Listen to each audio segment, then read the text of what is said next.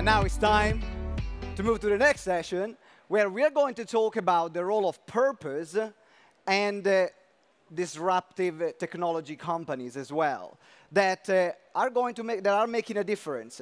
So please come on stage. I'm going to be joined by Christian Kroll, co-founder of Ecosia, and Sudhanshu Sarronwala from Infarm. Give them a hand, please.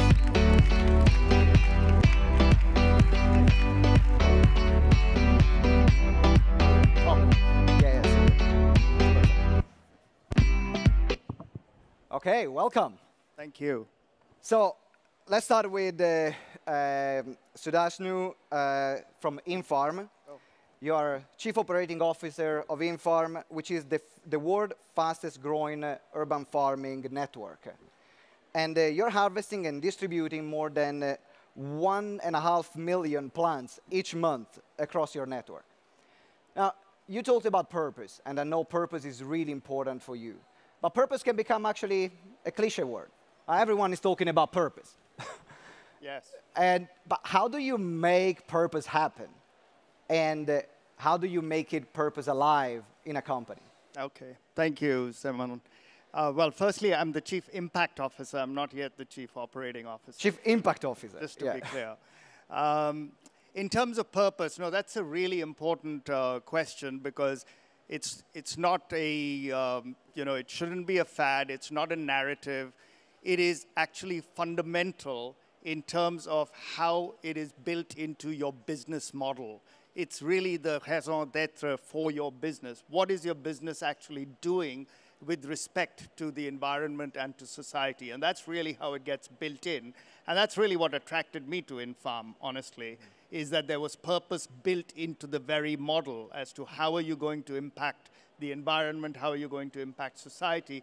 But at the same time, you're not shying away from profits. So it really was the triple bottom line of people, profits, and planet coming together in what I think is really going to be a powerful shift in the way business is done.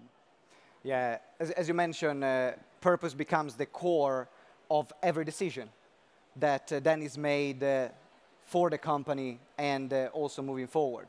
Now, I want to check with Christian now, because you're the co-founder of Ecosia, which is an alternative search engine. For the profits that you generate from search, you're actually planting trees. And I've seen that there's been more than like 150 million trees. I was checking this morning on Ecosia's website, more than 150 million trees have been planted from the work. And you talked about, in the conversation that we had before, about purpose economy, still talking about purpose. What is a purpose economy? Yeah, I think this is maybe the beginning of a post-capitalistic world. I might be exaggerating a little bit, but I really feel that way.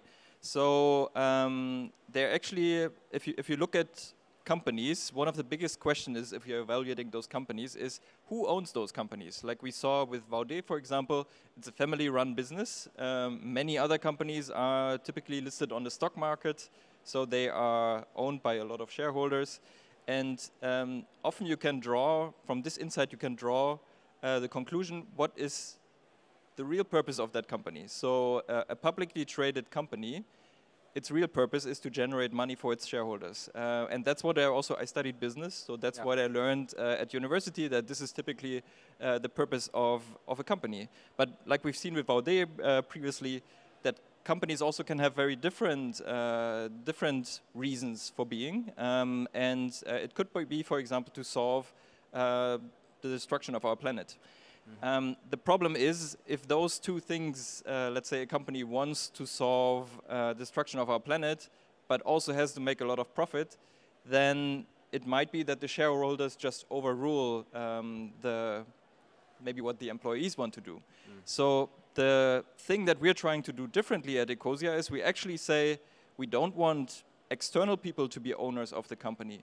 Why can't the company itself be the owner of itself? So that's what we initially thought. So when I started Ecosia as a company, I made the promise that the company will never be sold, that we will never take any profits out of the company, and that nobody ever can basically buy or take over Ecosia as a company. So this independence was very important for me because I believe that this is necessary so that a company can actually really fulfill its purpose and doesn't get distracted by paying back investors or paying money to shareholders.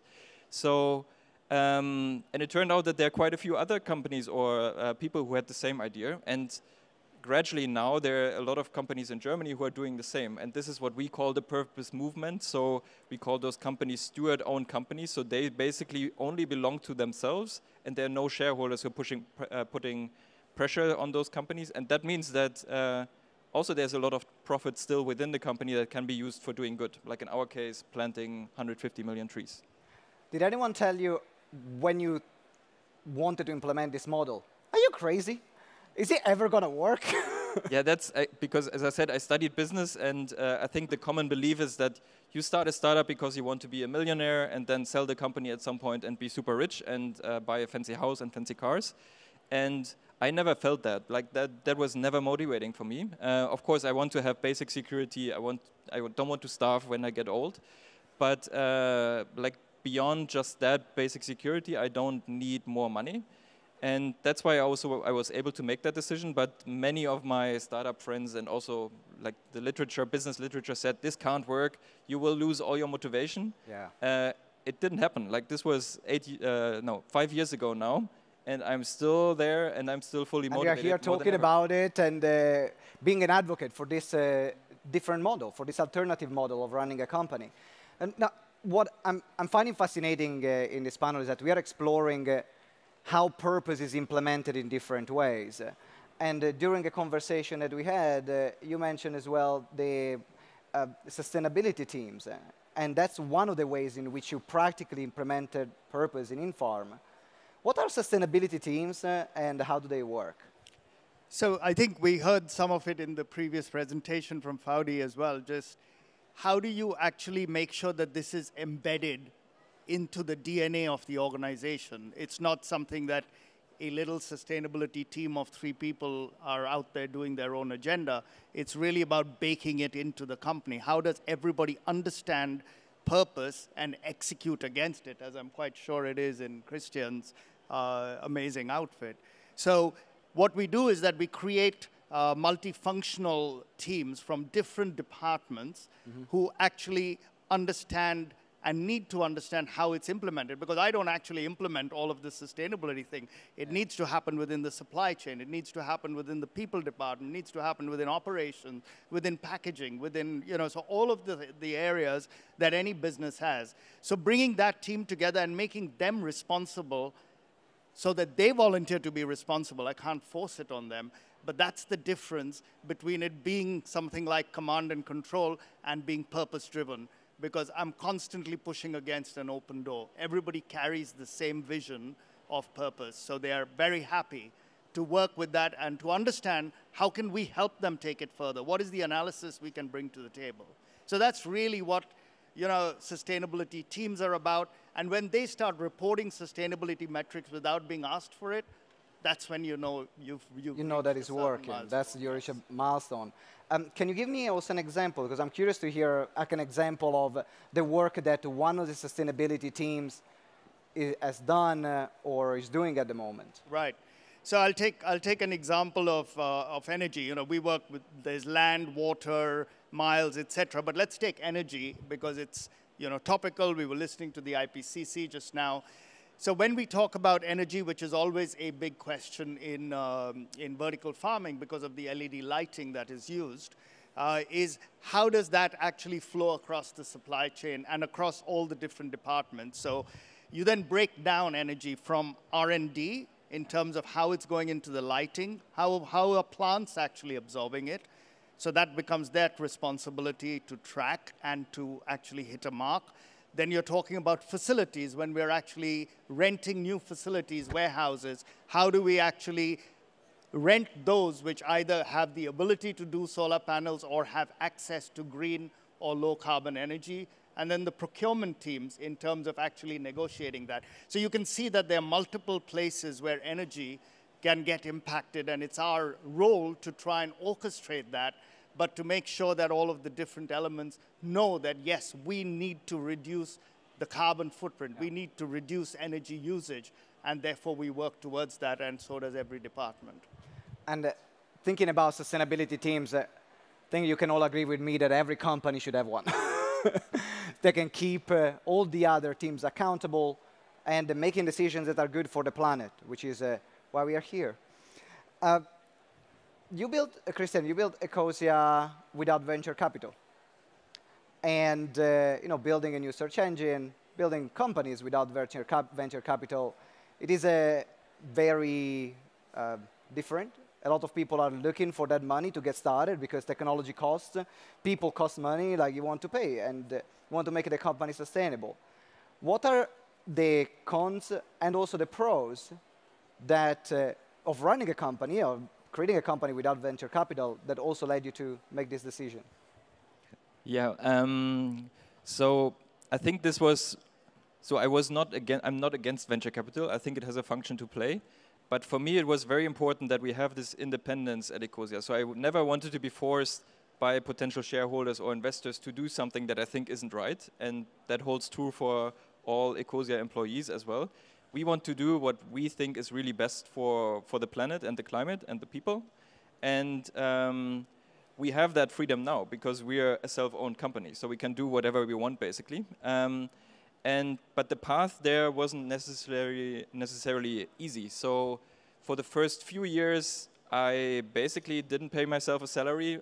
Like a lot of people who were helping to build up Ecosia, they basically almost did that for free or very low salary in the early days. Basically, everybody who couldn't run away fast enough had to help out of my own friends and network. Yeah. So it was more difficult to build this up, and also. Back then, so Ecosia is almost 13 years old now. So back then, climate change wasn't so much of a topic. So it was a struggle, but I'm still, I think, after seeing what we've accomplished, I'm very happy that we went that path. Because I also saw a lot of companies who had kind of good motives in the beginning, but then gradually the investors were taking over. And they were forcing them to make decisions. Like I know a few founders who basically said, the day I raised venture capital, I lost control of my company. And that I never wanted to happen.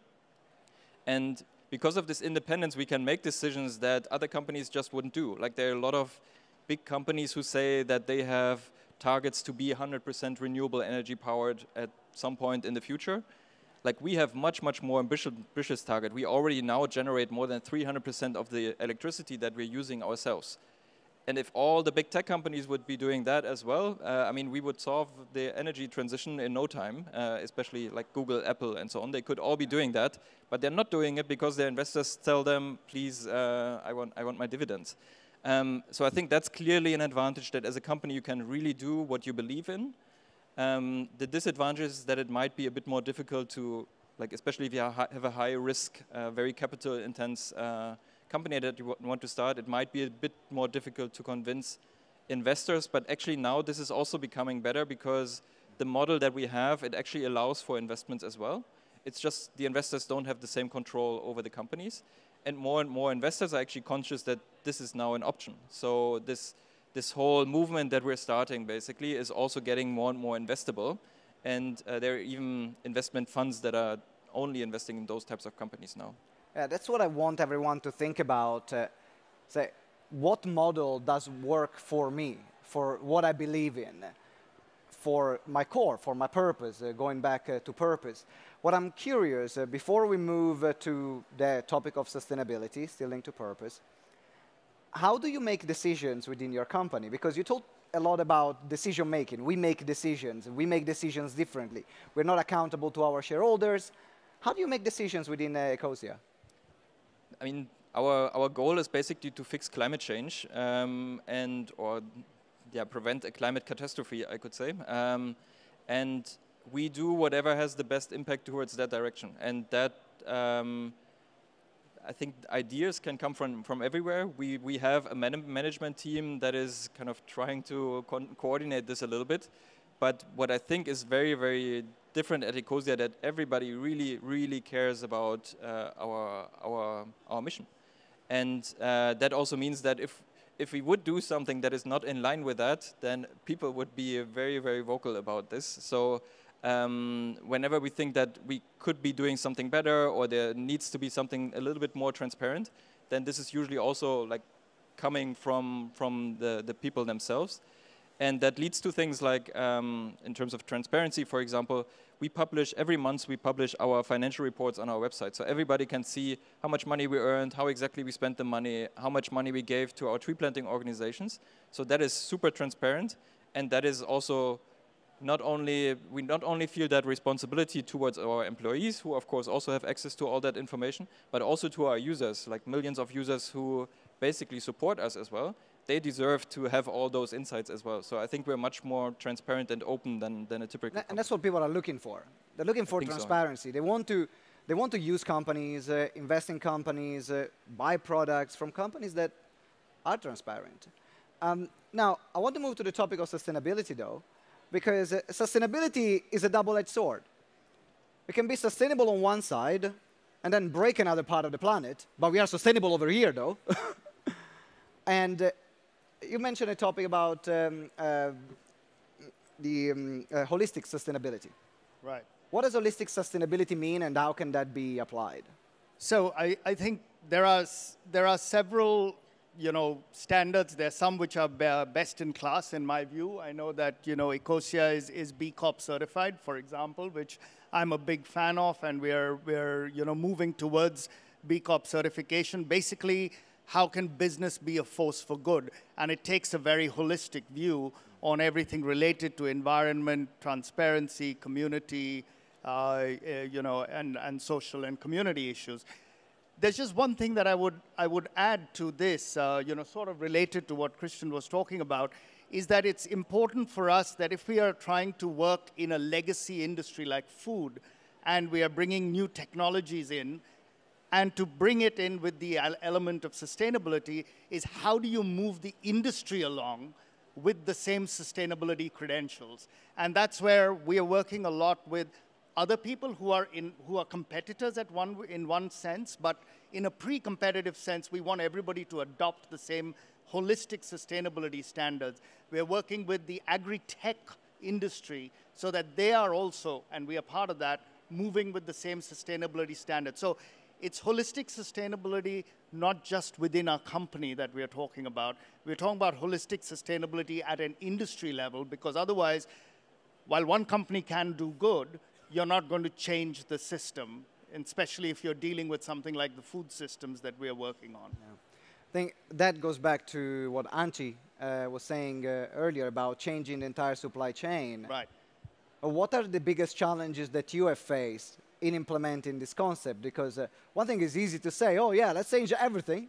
We made everything sustainable, yeah, win. Then you have people that say, no, or we can't. Sure. What has been the biggest challenge you have faced? Well, I think that there's, you are always going to have as you balance out people, planet, and profits, there are decisions that are going to be made internally. You can have a common, belief that you are working with a purpose of impacting land and water positively, and everybody in the company buys into that. But at the same time, there is a decision to be made on execution. There are retailers that you work with. So there are externalities that come into place. And to balance that out, but not lose sight of the lens that you're using of purpose. If you lose your purpose, you no longer have one. And that's the big difference in staying the course or not staying the course. Mm.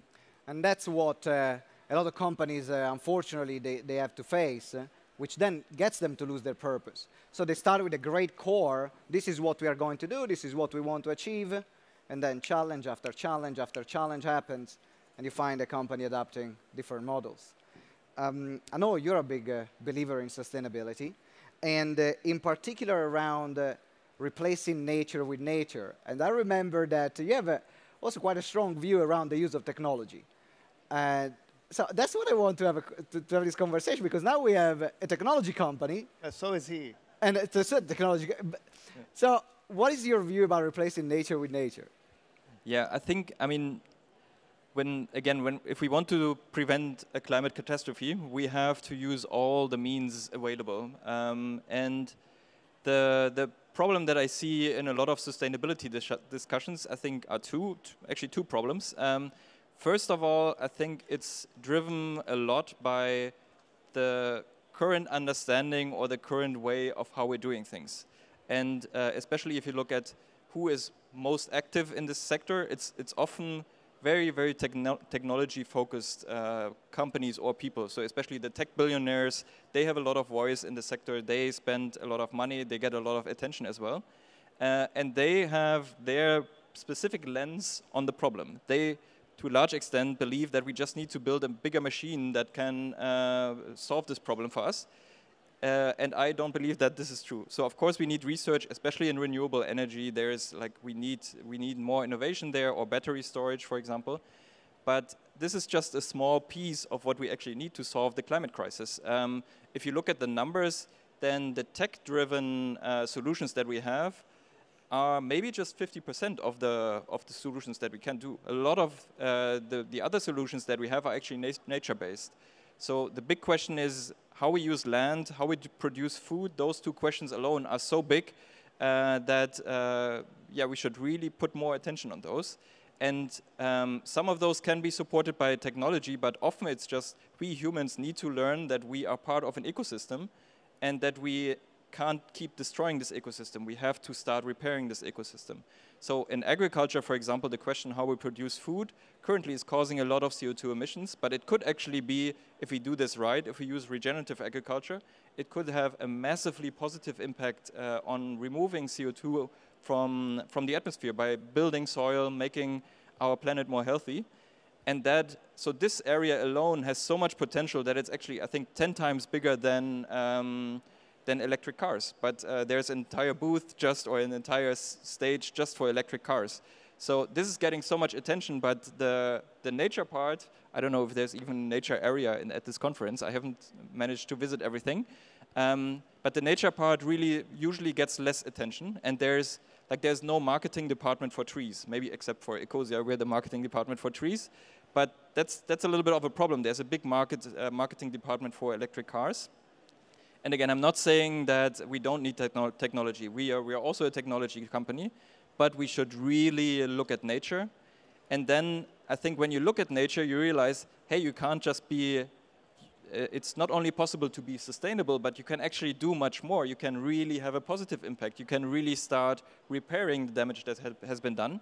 So actually, we don't like the word sustainability so much. We rather use the word regeneration, because then you don't have to stop at being just neutral. You can actually go way beyond. And I mean, we are much more than carbon neutral. We've taken millions of tons of CO2 out of the atmosphere. And also in terms of energy production, we are not just 100% renewable, we are 300% renewable. So remove this artificial limit of 100% or zero footprint and go way beyond. That would be my recommendation. And really don't forget about nature. Because if you invest massively into repairing nature, then you actually also fix a lot of other problems. Poverty, the food crisis, water crisis, all that can be done if you put the money into the right places. And I can talk to you guys for hours, but it's time to wrap up. What I loved about this conversation is exploring different models that has one common theme, which is purpose. And that's how purpose is applied in different sectors, in different themes, in different decision making. So Christian, Sudhanshu, thank you very much. Give them a massive round of applause. Thank you. Thank you. Thank you.